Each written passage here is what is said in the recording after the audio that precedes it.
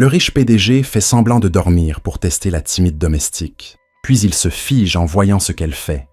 L'air à l'intérieur du domaine Hawthorne était toujours immobile. Si immobile que le moindre son semblait perturber l'ordre établi. Aucune poussière ne s'attardait sur les surfaces de marbre. Et le silence emplissait les longs couloirs résonnant comme une seconde couche de peinture. Ce matin-là, seul le doux frottement d'un chiffon glissant sur la rambarde polie de l'escalier principal brisait la quiétude. Sophie Whitmore se déplaçait avec une prudence exercée, ses gestes doux et précis. La lumière du soleil, filtrée par les hautes fenêtres, accrochait des reflets dans sa tresse blonde. L'ourlet de sa robe grise en coton effleurait juste ses chevilles, tandis qu'elle s'accroupissait pour polir la balustrade. Ses chaussures, simples, noires et usées, ne portaient ni bijoux, ni parfum, rien qui attirât l'attention. Sa présence même semblait un murmure. Cela faisait presque un mois qu'elle travaillait ici. Engagée à l'essai comme domestique résidente, Sophie était aussi invisible qu'efficace. Elle travaillait avant le réveil des autres, nettoyait des pièces où personne n'entrait plus et restait discrète pendant les pauses du personnel. Elle ne parlait que lorsqu'on s'adressait à elle, ne se plaignait jamais des tâches lourdes et n'avait jamais demandé d'aide. Mais ce qui frappait tout le monde, en particulier ceux qui travaillaient au domaine depuis des années, c'était qu'elle n'acceptait jamais de pourboire, ni de Harold, le vieux chauffeur connu pour glisser un billet de 5 $ au nouveau, ni de Margaret, la gouvernante en chef qui admirait la diligence silencieuse de Sophie et avait un jour caché de l'argent dans une pile de linge plié. À chaque fois, la réponse de Sophie était la même, un sourire doux et reconnaissant, suivi d'un calme « Merci, mais je ne peux pas accepter ». Pour la plupart, cela semblait admirable. Mais pour Liam Hawthorne, c'était un signal d'alerte. Derrière les élégantes portes noires de l'étage supérieur, dans une pièce tapissée de maquettes et de plans de ville, Liam se tenait devant un grand écran divisé en 4 flux vidéo en direct. Les caméras de sécurité couvraient les principales pièces du domaine. Ses yeux étaient fixés sur l'une d'elles.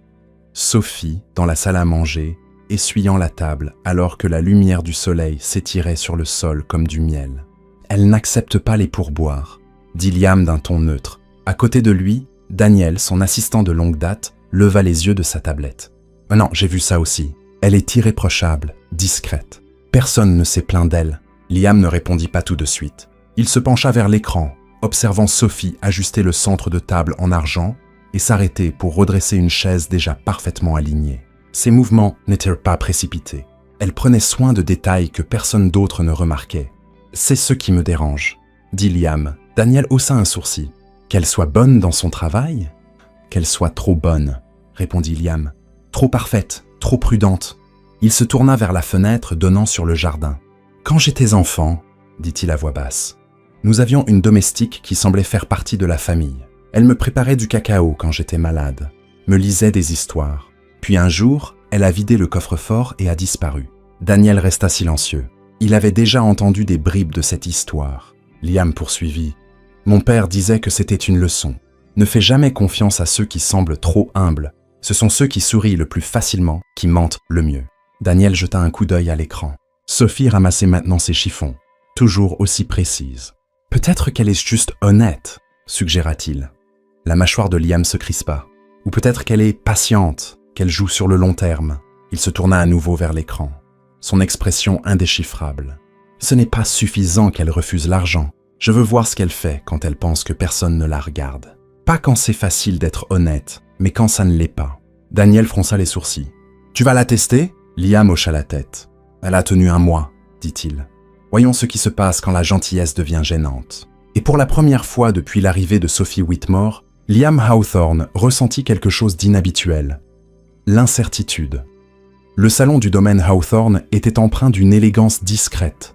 Haut plafond, rideaux tombant jusqu'au sol, ondulant légèrement sous la brise de l'après-midi, et lumière chaude du soleil, projetant des reflets dorés sur le parquet.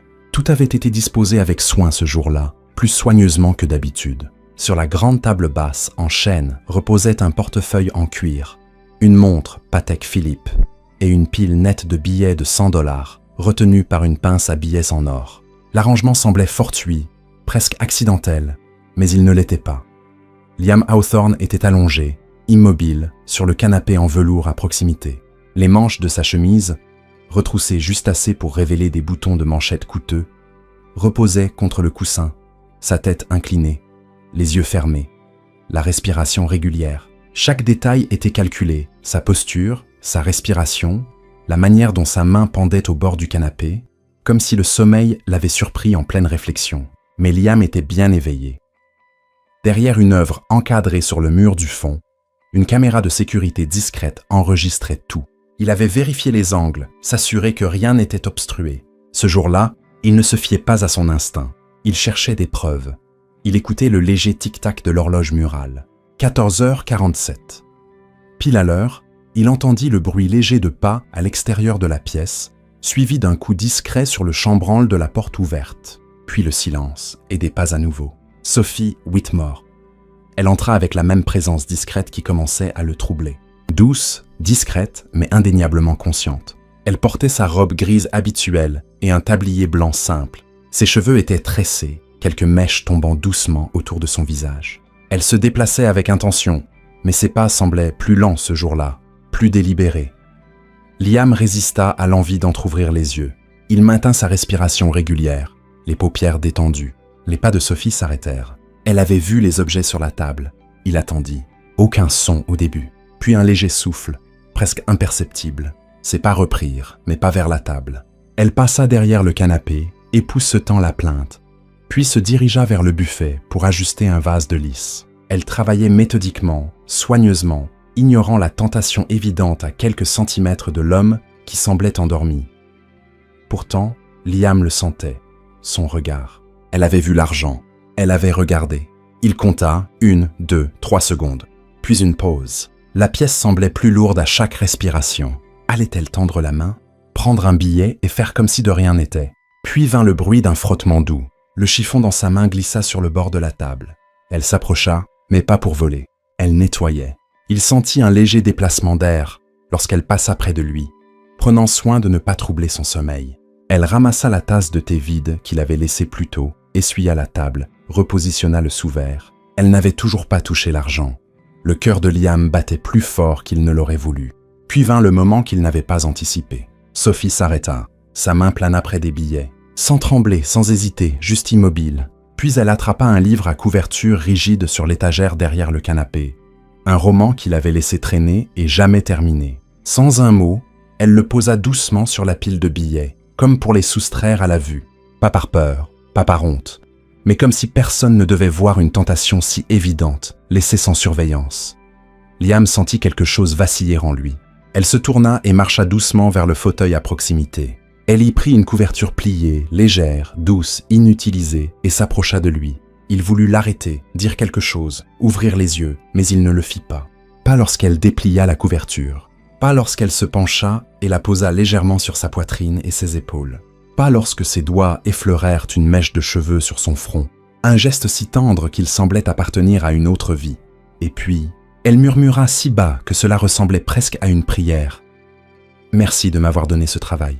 Je ne vous décevrai pas. » La gorge de Liam se serra.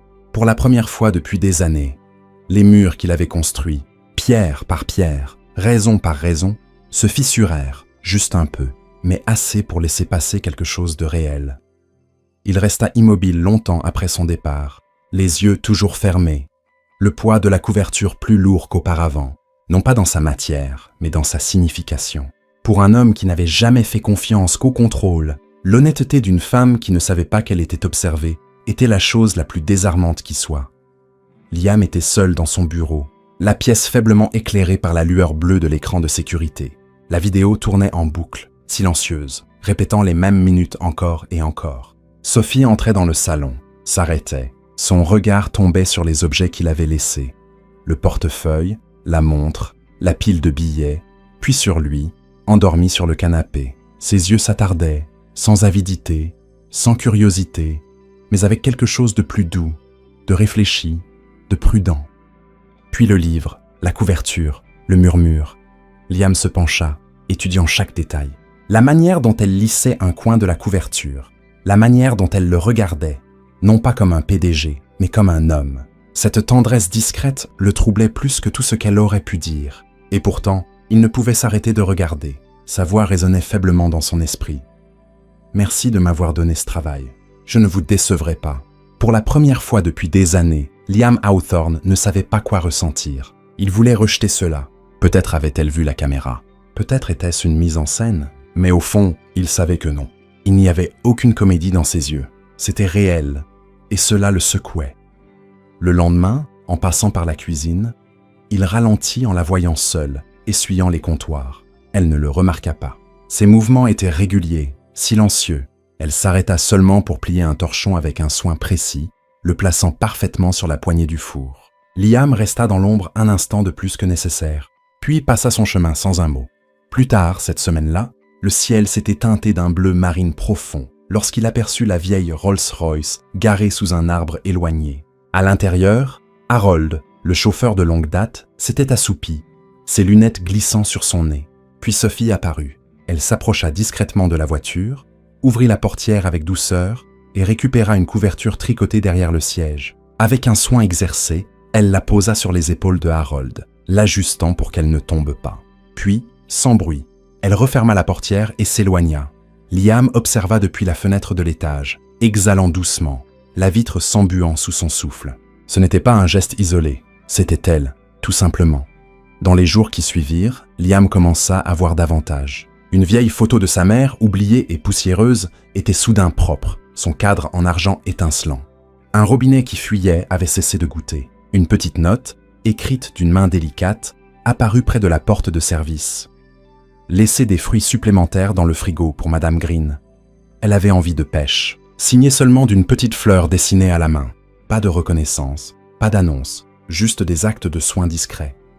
Puis vint la nuit qu'il n'oublierait pas de sitôt. Liam rentra tard d'une réunion d'affaires, sa veste sur le bras. En traversant le couloir vers le jardin, il remarqua une silhouette assise sur un banc en pierre juste derrière la porte vitrée. Sophie. Elle était légèrement voûtée, les bras enroulés autour d'elle. Son téléphone reposait sur ses genoux. Même de loin, il voyait ses épaules trembler. Il ouvrit légèrement la porte, assez pour entendre un sanglot étouffé. Puis plus rien. Elle essuya son visage avec sa manche, inspira lentement et murmura quelque chose qu'il ne put entendre. Il ne sortit pas, ne l'interrompit pas. Il resta là, invisible, observant tandis qu'elle se ressaisissait et rentrait discrètement.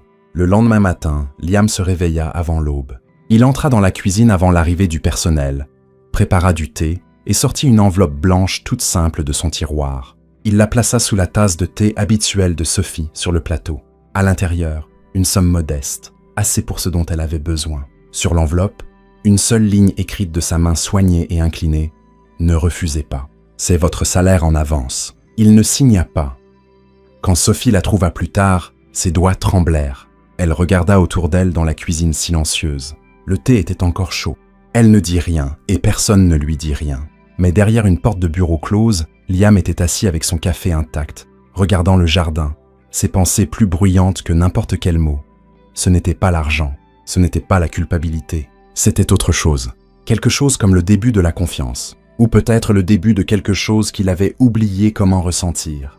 Ce fut un jeudi. Le domaine était inhabituellement animé ce jour-là, rempli du tintement des couverts et du bourdonnement discret des conversations, alors que Liam organisait un déjeuner privé pour quelques investisseurs de longue date. L'air était frais, le personnel fonctionnait comme une horloge, et tout, jusqu'au pli des serviettes en lin, était exactement comme il devait l'être. Jusqu'à ce que ça ne le soit plus. Au milieu de l'événement, une invitée, une femme élégante d'une 50aine d'années, portant trop de parfum et à la langue acérée, se leva de sa chaise et brandit un petit morceau de tissu blanc plié. « Excusez-moi », lança-t-elle assez fort pour que la moitié de la salle l'entende. Quelqu'un a perdu ceci, ou devrais-je dire, a essayé de l'oublier. Les têtes se tournèrent. Madame Eleanor Cressmore tenait le mouchoir en l'air comme une pièce à conviction, son expression empreinte d'un dédain théâtral. Je l'ai trouvée sous une chaise dans le salon des invités, là où Monsieur Duval était assis. Elle renifla. Ça sent la lavande et autre chose. Très intentionnel. Liam leva les yeux depuis l'extrémité de la table, les sourcils froncés. Margaret, la gouvernante en chef, s'avança. « Je m'en occupe, madame », dit-elle calmement, tendant la main pour prendre le mouchoir. Mais madame Crestmore n'en avait pas fini. « J'ai fréquenté assez de domaines pour savoir comment ces choses fonctionnent. Un mouchoir laissé derrière, vraiment? C'est une vieille ruse, faite pour attirer l'attention, capter un regard. » L'accusation flottait dans l'air, tranchante et sans équivoque. La mâchoire de Liam se crispa. Quelques minutes plus tard, Sophie fut convoquée dans le couloir arrière près du bureau. Elle arriva en silence, les mains jointes devant son tablier, le visage pâle mais composé. Margaret se tenait à ses côtés, tenant le mouchoir avec précaution. « Est-ce le vôtre, Sophie ?» demanda Margaret doucement. Sophie cligna des yeux, son regard tombant sur le tissu. Une petite fleur brodée ornait un coin, la couture légèrement irrégulière. « Oui, dit-elle. Il a dû tomber de ma poche pendant que je nettoyais. Elle ne l'a pas fait exprès, ajouta Margaret. Elle l'a depuis son arrivée. Je l'ai vu. Mais Liam ne dit rien. Il se tenait près de la fenêtre, les bras croisés, le dos à demi tourné. L'accusation, aussi absurde soit-elle, touchait une corde sensible, quelque chose d'ancien.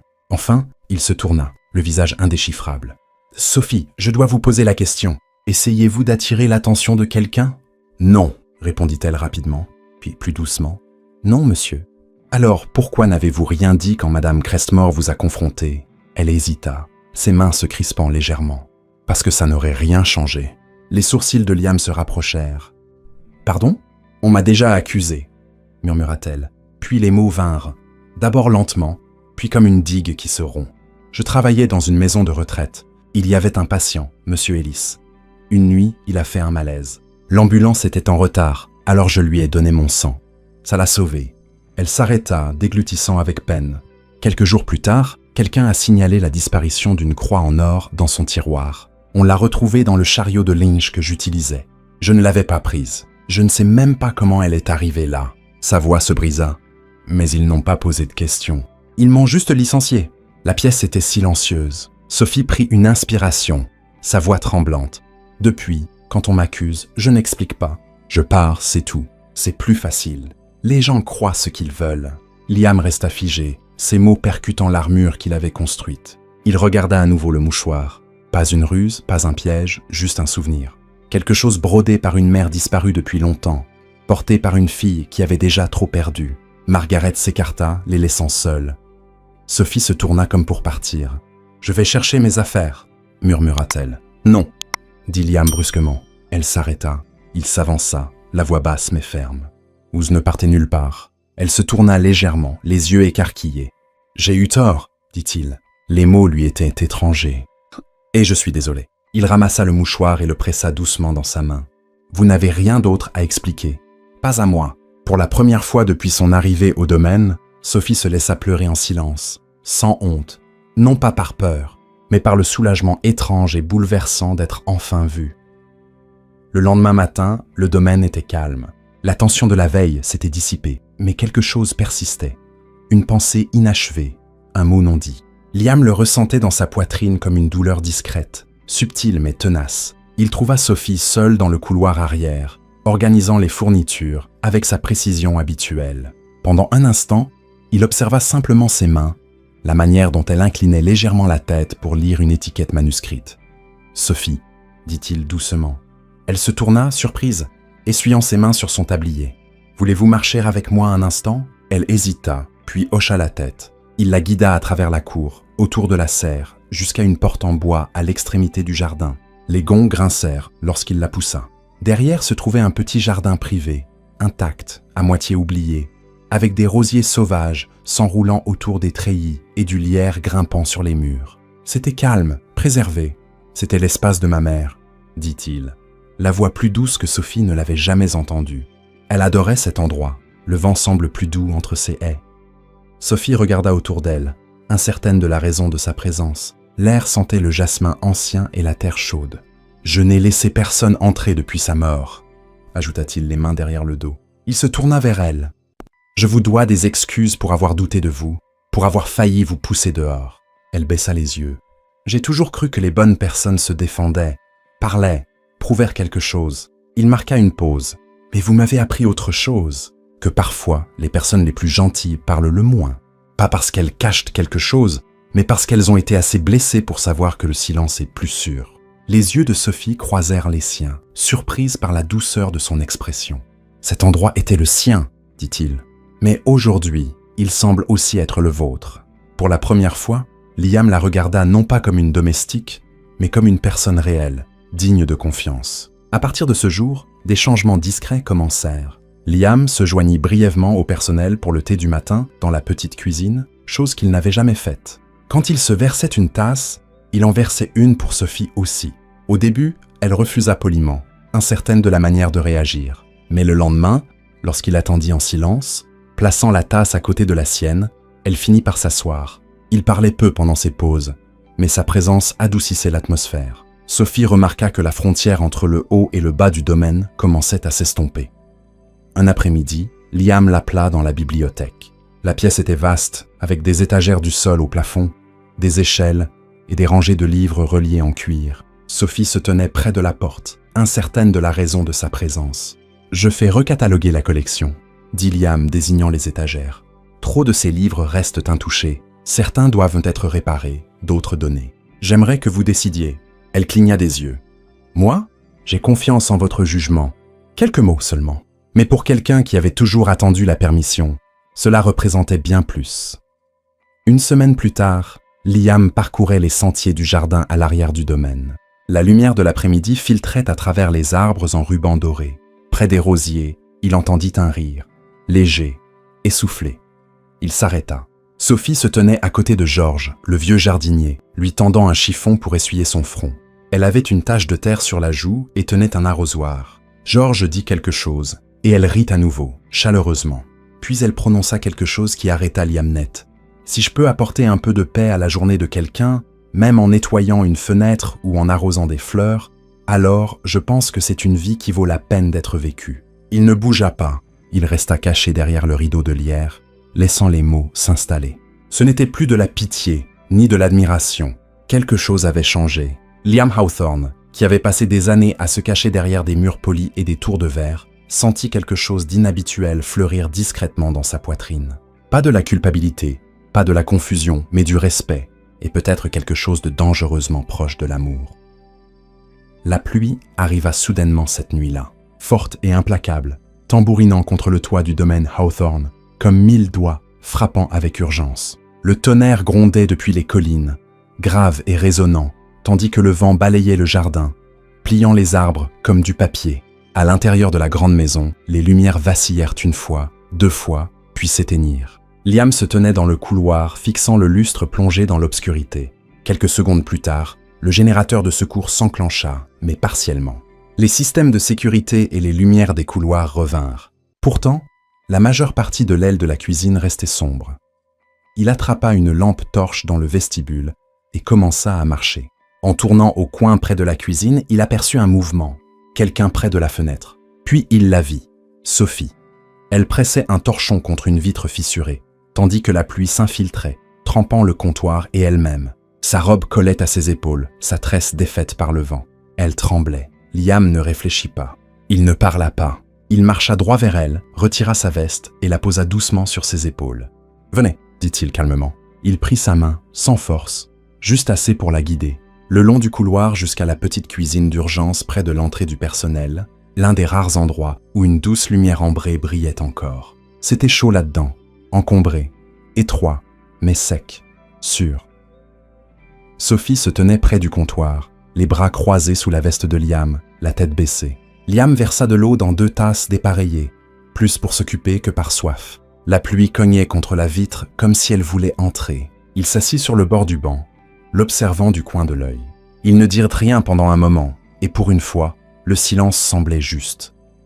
Puis il demanda, à peine plus fort qu'un murmure, « Pourquoi êtes-vous resté ?» Sophie leva les yeux, surprise. Il ne s'expliqua pas, se contentant de la regarder, le regard stable. « Après tout ça, vous auriez pu partir. » Elle baissa les yeux sur ses mains.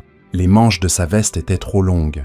« Parce que, » murmura-t-elle, « personne n'a eu besoin de moi comme cet endroit. » Et elle ajouta, plus doucement encore, « Je ne voulais pas partir alors que quelqu'un qui souffre encore fait semblant de ne pas souffrir. » Le souffle de Liam se bloqua. Elle ne le regardait même pas, mais ses mots voyaient à travers lui. Il cligna lentement des yeux, se tourna vers la pluie dehors, flou, déformé. « Je ne sais pas être doux avec les gens, » dit-il. « Je ne sais pas être ouvert. » Sophie s'approcha. « Vous n'avez pas besoin de savoir, » dit-elle. « Vous devez juste le ressentir. » Liam la regarda, vraiment, son visage humide, ses joues rouges, mais ses yeux patients, compréhensifs. Et dans cette petite cuisine, sous le bourdonnement de la lumière d'urgence, Liam fit quelque chose qu'il n'avait jamais fait sans trop réfléchir. Il tendit la main.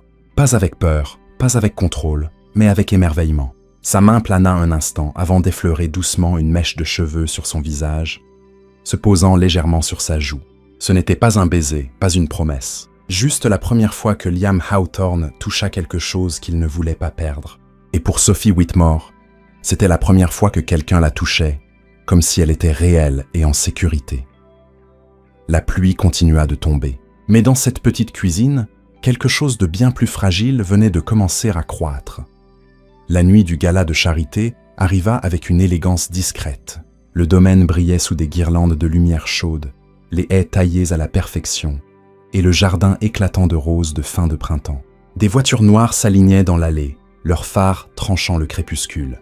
Les invités en robes et costumes sur mesure descendaient, leur rire se mêlant au son du champagne versé et aux notes douces d'un quatuor à cordes jouant près de la fontaine. Mais au milieu de toute cette grandeur, Sophie se tenait calmement près de l'entrée, un petit bloc-notes à la main, saluant chaque invité avec une chaleur maîtrisée et un hochement de tête gracieux. Liam lui avait demandé « Non », lui avait fait confiance, pour l'un des rôles les plus délicats de la soirée. Superviser le déroulement de l'événement, l'enregistrement des invités, l'organisation des places et les détails fins qui nécessitaient généralement une équipe professionnelle. Sophie avait hésité lorsqu'il le lui avait proposé. « Êtes-vous sûr ?» avait-elle murmuré. Il avait simplement souri. « Il n'y a personne d'autre que je préférerais voir en charge. » Maintenant, alors que le domaine s'emplissait de rires et de flashs d'appareils photo, elle se déplaçait dans la foule comme si elle y appartenait, non pas comme une invitée, mais comme quelqu'un d'essentiel à l'âme même de l'événement. Depuis l'extrémité de la salle de bal, Liam l'observait. Sa robe bleu pâle était simple, modeste, mais elle faisait ressortir l'éclat de ses yeux. Elle n'était plus la femme qui était arrivée à sa porte des semaines auparavant, effrayée de parler, incertaine de sa place dans le monde. Elle n'avait pas changé, mais quelque chose en elle avait enfin été autorisé à briller. Plus tard dans la soirée, la musique s'adoucit, et un membre du conseil tapota un verre avec une fourchette. « Mesdames et messieurs », annonça-t-il, « Monsieur Liam Hawthorne souhaite dire quelques mots. » Liam monta sur la petite scène au centre de la pièce, ajustant le micro. Son costume était impeccable, mais son expression était plus douce que jamais. « J'ai organisé beaucoup d'événements comme celui-ci, » commença-t-il, la voix stable. « Et j'ai parlé de chiffres, d'investissements, de bâtiments et de plans. Mais ce soir, j'aimerais parler d'autre chose. » La salle se tut. Je veux vous raconter l'histoire de quelqu'un que la plupart d'entre vous ont probablement croisé ce soir sans même le remarquer. Une personne qui, il y a peu, est arrivée ici avec presque rien, sans richesse, sans titre, sans CV dont se vanter, juste des mains discrètes et des yeux qui ont vu plus qu'ils ne méritaient. Il marqua une pause. Cette personne m'a rappelé, par des actions simples et silencieuses, que la bonté ne s'annonce pas, que la véritable force se trouve chez ceux qui servent sans chercher la reconnaissance. Il jeta un coup d'œil vers Sophie, qui se tenait figée près du fond de la salle, les yeux écarquillés. « Je ne dirai pas son nom », ajouta Liam, « parce qu'elle n'a pas besoin qu'on le prononce pour compter. » Un silence suivit, puis un léger murmure d'applaudissements. Après être descendu de la scène, Liam traversa la salle et s'approcha de Sophie sans un mot. Dans sa main, une petite boîte carrée en velours. Il la lui tendit. Sophie l'ouvrit lentement et son souffle se coupa. À l'intérieur se trouvait un délicat pendentif en argent en forme d'étoile. Le design était complexe, intemporel. Elle l'avait vu auparavant, au cou de la femme sur la photo dans le couloir principal du domaine. « La mère de Liam, ma mère disait, » murmura-t-il doucement, « que ceux qui gardent de la lumière dans leur cœur trouvent toujours leur chemin. » Il croisa son regard. « Et vous l'avez fait, Sophie, même quand personne ne regardait. Même quand il aurait été plus facile d'arrêter. » Sophie cligna des yeux pour retenir ses larmes. Elle ne pouvait pas encore parler, mais le regard dans ses yeux disait tout. À cet instant, elle vit Liam non pas comme le PDG, non pas comme l'homme qui avait autrefois douté d'elle, mais comme quelqu'un qui avait appris, vraiment appris, ce que signifiait faire confiance à nouveau, et peut-être même aimer. Une lettre arriva, pliée en blanc, glissée sous le journal du matin sur le comptoir de la cuisine. Sophie l'ouvrit lentement, ses mains tremblant légèrement. La première ligne lui coupa le souffle. « Félicitations, vous avez reçu une bourse complète en soins infirmiers de la Fondation Hawthorne pour la santé. » Elle cligna des yeux une fois, deux fois. Elle n'avait jamais postulé. Son cœur s'accéléra en lisant les détails. Frais de scolarité complets, logement, allocation, un programme dont elle avait rêvé, mais qu'elle n'avait jamais osé viser. En bas, dans une écriture élégante et familière, une dernière ligne, « Quelqu'un a cru en vous. Maintenant, devenez celle que vous étiez destinée à être. » Elle sut immédiatement. C'était Liam. Il n'en parla jamais, ne l'évoqua pas. Pas même lorsqu'elle lui dit discrètement, autour d'un thé le lendemain matin, « Je pense que je vais bientôt partir. » Il se contenta de hocher la tête, un léger sourire au coin des lèvres. Puis il dit doucement mais clairement, « Si un jour vous voulez revenir, la maison sera toujours là, et moi aussi. » Sophie quitta le domaine 2 semaines plus tard. Sa valise était petite, elle ne possédait pas grand-chose, mais son cœur était plus lourd qu'elle ne l'avait prévu, et en même temps plus léger. Elle se tenait à la grille ce dernier matin, les yeux embués, se retournant pour un dernier regard sur l'endroit où sa vie avait doucement commencé à changer. Elle ne pleura pas avant que la voiture ne s'éloigne. 6 mois passèrent. L'automne revint, caressant les haies de lumière dorée et tapissant les sentiers de pierre de feuilles tombées. Le jardin à l'arrière du domaine Hawthorne fleurissait à nouveau, cette fois de lavande, non plantée par le personnel, mais par Liam. Il s'agenouilla dans la terre meuble, les manches retroussées, les mains pleines de terre, taillant chaque buisson avec une tendresse inattendue. L'air sentait le souvenir, calme, propre, familier. Il n'entendit pas la grille s'ouvrir derrière lui. Il ne vit pas la silhouette marcher lentement sur le sentier jusqu'à ce qu'il entende sa voix. Vous n'arrivez toujours pas à aligner ces lignes droites. Il leva les yeux. Elle était là, Sophie. Les cheveux un peu plus longs, les yeux toujours les mêmes. Un sac en toile sur l'épaule et, dans les mains, un petit paquet emballé. Liam se leva, essuyant la terre de ses mains, trop stupéfait pour parler. « Je me suis dit que je viendrais voir la lavande, » dit-elle, puis elle sourit. « Et l'homme qui l'a planté. » Il déglutit avec peine, les yeux ne quittant pas les siens. Elle lui tendit le paquet. Il l'ouvrit avec précaution, soulevant le tissu blanc et doux de la boîte. Un mouchoir, tout neuf, impeccable. Dans un coin, brodé en fil d'or, Liam et Sophie. Il le fixa longuement, puis leva les yeux, souriant. « Alors, cette fois, vous l'avez laissé exprès. » Elle rit, les yeux humides. « Non, murmura-t-elle. Cette fois, je veux que vous le gardiez. » Il s'approcha, sans besoin de poser d'autres questions. Elle était là, et c'était assez. Plus tard ce soir-là, la cuisine brillait sous la lumière ambrée du crépuscule. Liam se tenait à l'évier, les manches retroussées, lavant la vaisselle lentement, délibérément. Sophie était assise sur le comptoir, balançant doucement les pieds, l'observant avec un amusement discret. « Je n'aurais jamais pensé voir le grand Liam Hawthorne faire la vaisselle, » le taquina-t-elle.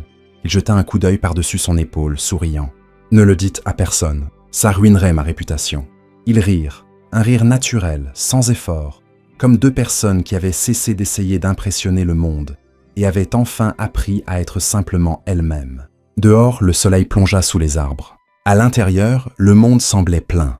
Merci d'avoir suivi cette histoire touchante. Si elle vous a fait sourire, verser une larme ou ressentir un peu plus d'espoir, alors elle a accompli ce qu'elle était censée faire. Nous croyons que les gestes les plus simples peuvent porter les significations les plus profondes. Si vous souhaitez d'autres histoires qui guérissent, émeuvent et inspirent, n'oubliez pas de vous abonner et de cliquer sur le bouton d'encouragement pour soutenir notre chaîne. Nous serons là, à partager d'autres rappels que la bonté existe encore et qu'elle peut changer une vie. À bientôt pour la prochaine histoire.